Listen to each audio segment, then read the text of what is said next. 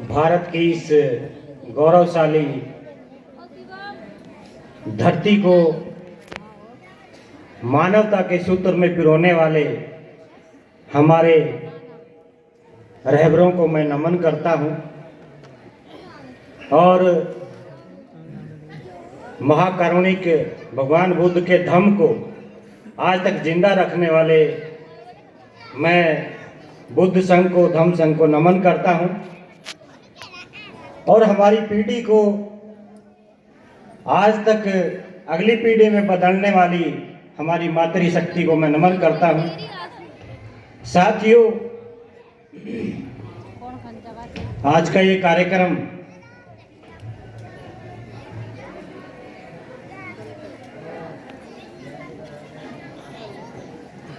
स्मृति दिवस के रूप में मनाया जा रहा है और स्मृति दिवस पे बहुत सारे लोग दुख व्यक्त करते हैं, लेकिन यहाँ पर एक प्रकार से खुशी का माहौल है और ये खुशी का माहौल हमारे साथियों ने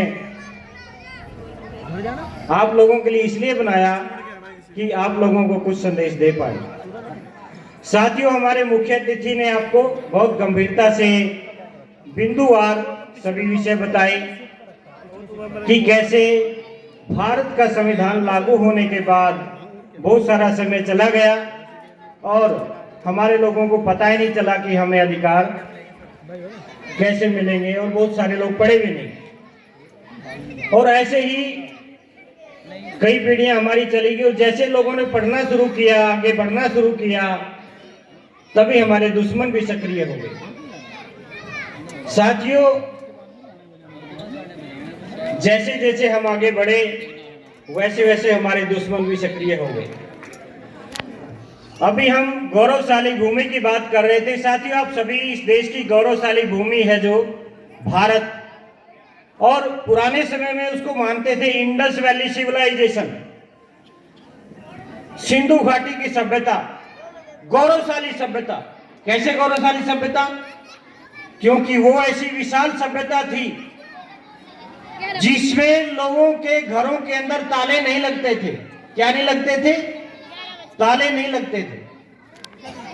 और विशाल अनागार थे बड़े बड़े, जो लोग अपना अन्न उगाते थे खेतों में, वो सारा सामान अन्न जो है एक जगह इकट्ठा करते थे।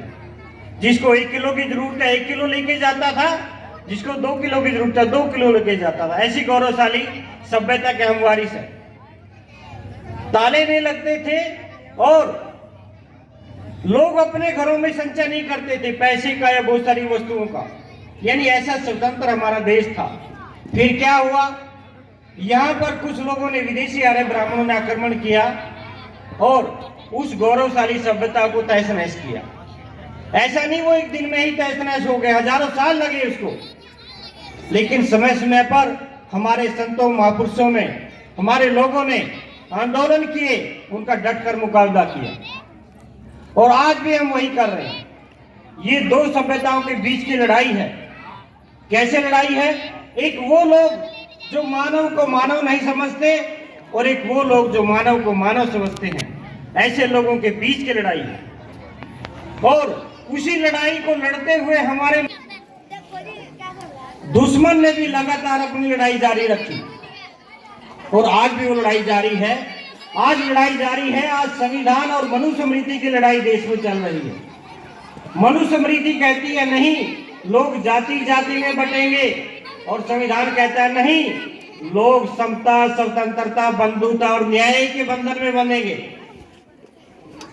बाबा साहब डॉक्टर अंबेडकर ने भारत के संविधान की रचना करके वो जो मनुस्मृति के काले कानून हैं उन सबको बांध दिया, लेकिन आज भी समाज व्यवस्था में वो मनुस्मृति लागू है। कैसे लागू है? मैं देख रहा था रास्ते में एक बोर्ड लगा था, ग्रेट चमार। ऐसे ही लोग अपनी अपनी जाति के नाम पे बोलते हैं। कोई ग्रेट गुज्जर कहता है, कोई ग्रेट चमार कहता है, कोई ग्रेट वाल्मीकि कहता है, और वो सभी उस जाति में बंद है। और वो जाति नहीं, वो क्या है? जाति नहीं, वो जेल है। जो हमारी जातियां, जिनको हम गर्व से कहते हैं कि हम इस जाति के लोग हैं, वो जाति नहीं जेल है और सभी अपनी अपनी जेल में बंद हैं। जैसे एक जेल का कैदी दूसरी जेल में नहीं जा सकता, दूसरी जेल का कैदी तीसरी जेल में नहीं जा सकता, ऐसी स्थिति हमारी जातियों की है। और जातियां कितनी हैं? हमारे साथी बता रहे थे बहुत साहब 6,743 जातियां, यानी हमारी जातियां 6,743 जातियां हैं और हर एक जाति की एक जेल है और उसी जेल में बंद है वो, और वो समझता है मेरी जेल में ही मैं राज हासिल करूंगा। अभी बहुत लोग बोल रहे थे ना कि सत्ता हासिल करनी है, कैसे करेंगे? उसी जेल के अंदर बोल रहे, उसी जाति के अंदर बोल रहा है कि मुझे राज हासिल करना है। लेकिन ऐसे तो 6,743 हमारे टुकड़े हैं और हर टुकड़ा चिल्ला रहा है कि मैं राज हासिल करना है। कैसे करेंगे? क्योंकि जब तक आपकी जाति का जो अहंकार आपके अंदर है, चाहे आप जय भीम बोलो, चाहे जय नमो बुद्धाय बोलो या जय मूल निवासी बोलो, कुछ भी बोलो, उससे कुछ होने वाला नहीं है। होगा तो किससे होगा? जब तक आपका जाति का अहंकार है, जो जहर है, वो बाहर नहीं आता। हम अलग अलग रूप बदलते हैं, अलग अलग बातें करते हैं, लेकिन आपके व्यवहार में जाति झलकती है। जब तक वो जाति झलकती है तो दूसरी जाति का आदमी आपसे नहीं मिलेगा। तो उसका इलाज क्या है? उसका इलाज है, अभी बार बार बोल रहे थे कि हमें लोगों को तैयार करना है। साथियों, हमारा समाज बहुत दुखी है। हम जब लोगों के पास जाते हैं वो अपनी बहुत बातें सुनाते हैं, और आज जरूरत भी है इसी चीज की। और मूल निवासी संघ का मैं as a office secretary, national office secretary, राष्ट्रीय कार्यालय सचिव होने के नाते मैं ये अपने आप पे मैं अमल करता हूँ, जाता हूँ कि जब भी मुझे मौका मिलता है मैं लोगों के बीच जाता हूँ, अलग अलग जाति के लोगों के बीच में बैठ के बात करते हैं। हाँ बताइए ताऊ, बताइए चाची, बताइए ताई, घर में कैसा चल रहा है, कैसे काम चल रहा है? बेटा क्या बताएं, बेटे ने बीटेक कर ली है, नौकरी नहीं लग रहा है, महंगाई इतनी बढ़ गई है, और जैसे पहले हमारा आपस में मेल मिलाप था वो खत्म हो गया, भाईचारा नहीं रहा। तो ऐसा क्यों हो रहा है? क्योंकि हमारे समाज के जो लोग हैं, जो संगठनों के लोग, जो प्रतिनिधि हैं, वो लोगों के पास जाते नहीं हैं, उनका दुख दर्द सुनते नहीं है। जब उनकी बात हम करेंगे, जब दुख दर्द सुनेंगे, तभी तो कोई समस्या का समाधान बताएंगे। मैं 9वीं 10वीं क्लास में हमने काम करना शुरू कर दिया था, लेकिन बहुत सारे समाज के पढ़े लिखे लोग बोलते थे अरे बर्बाद हो जाओगे, कुछ नहीं होने वाला है। लेकिन मैं कंप्यूटर इंजीनियर हूँ, एमएससी कंप्यूटर किया मैंने, 15 साल नौकरी की मैंने इंजीनियरिंग कॉलेज में। और इस मिशन में मैं क्यों एकदम से सक्रिय हुआ, उसके पीछे छोटी सी घटना रही। मेरी 1 साल की बेटी होने वाली थी, यानी 9 महीने की थी, और 3 साल की बेटी और थी। मेरे पास 2 बेटियां थी। वो मेरी बेटी को ब्लड इन्फेक्शन हो गया और वो 48 घंटे में खत्म हो गई। और मेरे दिमाग में ऐसी बड़ी हलचल हुई कि ऐसे समाज के कितने लोग, ऐसे बच्चे बर्बाद हो जाते, मर जाते हैं, आखिर कब तक ऐसा होता रहेगा? तो मैंने संकल्प लिया उसी वक्त कि मैं काम करूंगा, जब तक मेरी जान है, आखिरी सांस तक इस समाज के लिए काम करूंगा और हमारे बच्चों को बचाऊंगा। फिर मैंने देखा कि कौन संगठन काम कर रहे हैं समाज में, कैसे कैसे संगठन काम करते हैं।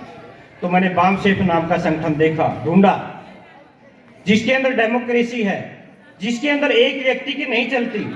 और यही जो कार्यक्रम है, जैसे आप देख रहे हो BS4, या सामने भी देख रहे हो BS4, 2018 में कार्यक्रम चलाया था BS4, भारतीय संविधान सम्मान सुरक्षा संवर्धन, ये उसी ने चलाया है। साथियों, मैंने सोचा कि मैं कैसे काम करूंगा, और मेरे दिमाग में ऐसे विचार आए कि एक जाति जो जुल्म करती है, मैं उसके खिलाफ खड़ा होता हूँ।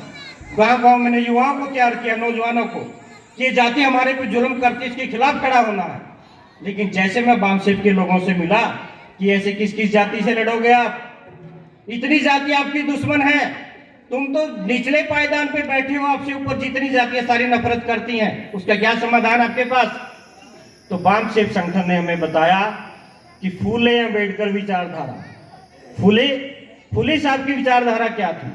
फूले साहब ने राइट्स ऑफ मैन, मनुष्य के अधिकार, एक किताब पढ़ी, और उस किताब में पढ़ा कि जो प्रकृति है, जो बारिश है, जो हवा है, जो मिट्टी है, वो सबके लिए बराबर है। लेकिन कुछ लोगों को अधिकार नहीं दे रहे। कुछ लोगों के पास महल हैं, गाड़ियां हैं, अटारियां हैं, लेकिन कुछ लोग आज भी भिखारियों जैसा जीवन जी रहे हैं। तो ऐसा उन्होंने व्यवहार देखा समाज में, और अपनी पत्नी को भी पढ़ाया, क्योंकि जब फूले साहब उस दौर में थे जब महिलाओं को अधिकार नहीं थे, पढ़ने के अधिकार नहीं थे, और ऐसी प्रथा थी कि महिला पढ़ेगी शादीशुदा होगी, अगर वो पढ़ेगी तो पति मर जाएगा, लड़की पढ़ेगी तो शादी नहीं होगी। लेकिन ज्योतिबा फुले ने अपनी पत्नी को पढ़ाया, और आप सभी ने अभी बताया, ज्यादा डिटेल में मैं नहीं जाऊंगा उसमें। ज्योतिबा फुले ने साबित किया कि सबसे पहले महिलाओं को शिक्षित करूंगा, और उन्हीं महिलाओं में ब्राह्मणों की लड़कियों भी थी, राजपूतों की लड़कियों भी थी, लड़कियां थी उसमें, उन सारी जातियों की लड़कियों को उन्होंने पढ़ाया, और देश में पहली बार महिलाओं के लिए शिक्षा की अलग जगाई। राष्ट्रपिता ज्योतिबा फुले कहते हैं हम उन्हें, कुछ लोग महात्मा बोलते हैं, लेकिन बामसेब के लोगों ने उनको राष्ट्रपिता की उपाधि दी है। राष्ट्रपिता ज्योतिबा फुले कहते हैं वही विचारधारा, मानवता की विचारधारा कि मनुष्य के अधिकार देने, ये फुले साहब की विचारधारा। और बाबा साहब ने समता, स्वतंत्रता, बंधुता और न्याय जो संविधान के माध्यम से दिया, और अपने आप में हमारी कोई विचारधारा नहीं है, हमारी विचारधारा हमारे महापुरुषों की विचारधारा है, फूले अम्बेडकर विचारधारा है। और हमारी पहचान जब हम जातियों में बंद हैं, वो जेल है जो उनको कैसे गिराएंगे, वो जातियों की जेल, उसको गिराने का सबसे बड़ा हथियार है हमारे पास मूल निवासी पहचान। इंडस वैली सिविलाइजेशन, सिंधु घाटी सभ्यता, गौरवशाली सभ्यता के हम संतान हैं। हमारा डीएनए एक है, चाहे चमार हो, चाहे लुहार हो, चाहे वाल्मीकि हो, चाहे गडरिया हो, चाहे जाट हो, चाहे धोबी हो, चाहे तेली हो। सिर्फ ब्राह्मण बनिया के गोत्र हमारे साथ नहीं मिलते, और वो इस देश में विदेशी हैं, और हमारी संख्या इस देश में 90% संख्या है। लेकिन हम क्या है, हम अपनी जाति पे गर्व करते हैं, इसलिए हम एक नहीं है। जब हमारा खून है, हमारा डीएनए है, ये पुकार पुकार के कह रहे हैं कि आप सभी एक हो, लेकिन आप फिर भी जाति पे गर्व कर रहे हो। आपके महापुरुषों ने सबने बताया कि आप इस देश के मालिक हो, फिर भी जाति पे गर्व कर रहे हो। तो जाति तोड़ने का सबसे बड़ा हथियार है मूल निवासी पहचान। मूल निवासी पहचान, हम इस देश के मालिक हैं। राष्ट्रपिता ज्योतिबा फुले ने कहा, सेठ जी, भट्ट जी विदेशी हैं, शूद्र अति शूद्र मूल निवासी लोग हैं। हम इस देश के मूल निवासी लोग हैं, इसलिए हमें इकट्ठा होना होगा। इकट्ठा कैसे होना होगा? क्योंकि जब हम इकट्ठे होते हैं तो एक जाति के लोग इकट्ठा होते हैं, दूसरी जाति का दर्द हम जानते ही नहीं। मैं 9 राज्यों में गया हूं, लगभग 9 राज्यों में, बिहार, महाराष्ट्र, झारखंड, छत्तीसगढ़, उत्तराखंड में आया हूं अभी, और भी बहुत सारे राज्यों में गया हूं मैं, तेलंगाना और दिल्ली। इधर सारे राज्यों में जाने के बाद यही पता चला मुझे, कुछ लोग कहते हैं कि नहीं यहाँ की ऐसी समस्या है, यहाँ अलग समस्या है, कहीं एक जैसी समस्या है, सभी की एक जैसी समस्या है, लेकिन उनको लगता है कि मेरी समस्या है। जब आप बाहर निकलोगे आपको नजर आएगा कि मेरा जो चमार भाई है, वाल्मीकि भाई है, जो नाई भाई है, धोबी है, लुहार है, कुमार है, सुनार है, इन सभी की एक समस्या है। लेकिन किसी को लगता है कि मैं उससे बड़ा हो गया हूँ, किसी दूसरे को लगता है उससे बड़ा हो गया हूँ, इसके कारण हम आपस में नहीं मिल पा रहे। और इसको मिलाने के लिए हमारे संतों, महापुरुषों ने, हमारे रहबरों ने समय समय पर काम किया है। जैसे गुरु रविदास जी महाराज ने कहा, जात जात में जात है जो केलन के पास है, तो उन्होंने ये बताने का प्रयास किया कि हमारी जातियां, एक जाति के अंदर भी 10-10, 11-11 जातियां हैं। आप चमार को इकट्ठा करोगे तो 12-13 जातियां उसी की है, उसको इकट्ठा नहीं कर पाओगे। उसको इकट्ठा करने का सिर्फ एक ही समाधान है, वो है मूल निवासी पहचान और भारतीय संविधान। क्योंकि भारतीय संविधान हमें बताता है we are the citizen of backward classes, यानी पिछड़े वर्ग लोग। बाबा साहब ने जो शब्द दिया, पिछड़ा वर्ग दिया है सबको। आप जैसे कहते हो ना SCM, SC, list of scheduled caste, वो एक जातियों की सूची है जो साइमन के सर्वे के दौरान वो जिन लोगों ने कहा कि हम पिछड़े हुए लोग हैं और हम इस देश के मूल निवासी लोग हैं, हमारे साथ भेदभाव होता है। जिन लोगों को पढ़ने लिखने के अधिकार नहीं थे, जिनकी जीभ काट ली जाती थी, जिनकी आंखें फोड़ दी जाती थी, जिनके सुनने पे कानों में शीशा डाल दिया जाता था, तो ऐसे लोगों की पहचान करवाई गई। ये वो जातियां who are socially and educationally backward, जो पिछड़े हुए लोग हैं, जो सामाजिक रूप से पिछड़े हुए लोग हैं। सामाजिक रूप से कैसे? ओए डेढ़ है तो उधर बैठ जा, नीच है। ओए उधर बैठ जा, देड़ी पे बैठ जा, हमारे घर में बड़ी है तो नीच है। ये जो भावना है, ये जो भावना लोगों के अंदर बताती है कि तू ऊंचा है, तू नीचा है, ये who are socially and educationally backward, जो सामाजिक रूप से पिछड़े हुए लोग हैं और जो शैक्षणिक रूप से पिछड़े हुए लोग हैं, यानी जिनको समाज में नीचा समझा जाता है और जिनको पढ़ने लिखने के अधिकार नहीं थे, then they get the representation, उन लोगों को हिस्सेदारी दी जाएगी जिसको आप आरक्षण कहते हो आज। Then they get the representation, प्रतिनिधित्व उनकी संख्या के मुताबिक। अगर वो पढ़े लिखे नहीं है तो उनको पढ़ाया जाए, स्कॉलरशिप दी जाए, उनको विदेशों में पढ़ने के अवसर दिए जाएं। ये सारे प्रावधान बाबा साहब ने कहा। जैसे 6 से 14 साल के बच्चों को फ्री शिक्षा का प्रावधान है, मुफ्त शिक्षा का प्रावधान। लेकिन फिर ये फीस क्यों लेते हैं हमसे? बच्चों, आप लोग फीस देते हो क्या स्कूल में? फीस का जो मामला है वो फीस देने का बिल्कुल फ्री शिक्षा का प्रावधान था, लेकिन जैसे जैसे सरकारें आई, इन सरकारों ने उसके अंदर अमेंडमेंट करके, बदलाव करके उसको शिक्षा को एक प्रकार से बाजारीकरण कर दिया। और जो हमें अधिकार मिलने थे 6 से 14 साल में फ्री शिक्षा का प्रावधान है, शिक्षा, स्वास्थ्य, रोजगार, ये सारी सुविधाएं हमें मिलनी चाहिए। लेकिन जब राजनीतिक पार्टियां आती हैं वो कहती हैं कि नहीं, हमारी पार्टी आपको ये देगी, हमारी पार्टी आपको ये देगी, जबकि वो पैसा आपका है। कैसे है? आप जूता खरीदते हो, चप्पल खरीदते हो, किताबें खरीदते हो, कोई भी सामान खरीदते हो, अनाज खरीदते हो या सीमेंट का सामान खरीदते हो घर बनाने के लिए, उस हर एक चीज में आप टैक्स देते हो। क्या देते हो? टैक्स देते हो और उस टैक्स से देश का खजाना बढ़ता है, देश की धन संपत्ति बढ़ती है जिसमें हमारा हिस्सा है। वो जो देश का पैसा है, जो बजट बनता है ना, सरकार जब बनती है, हम सरकार क्यों बनाते हैं? वो जो पैसा है हम जाके सीधा निकाल नहीं सकते। वो चाबी है, जो कुंजी, हम डायरेक्ट जाके पैसा नहीं निकाल सकते। उसके लिए प्रावधान है संविधान में कि अपने एरिया से एक प्रतिनिधि को चुनो। जैसे ग्राम प्रधान चुनते हो, यानी सरपंच चुनते हो, ऐसे जिला परिषद सदस्य चुनते हो, पंचायत के सदस्य चुनते हो, एमएलए और एमपी जो चुनते हो, उसका मतलब यही है कि ये आदमी हमारा प्रतिनिधि है, हमारा अपना आदमी है, इसको हम अपना मत दे रहे हैं, यानी विचार देने की जाए भाई ये चाबी हम आपको देते हैं, वहां जाइए, वहां से हमारे हिस्से का पैसा निकालिए और हमारे बच्चों के लिए शिक्षा, स्वास्थ्य, रोजगार, ये सुविधाएं उपलब्ध कराइए। ये सारे कार्यक्रम सरकार में दिए गए हैं, ये उसलिए, लेकिन लोगों को जानकारी नहीं है और सारे लोग सोचते हैं कि वोट देना है।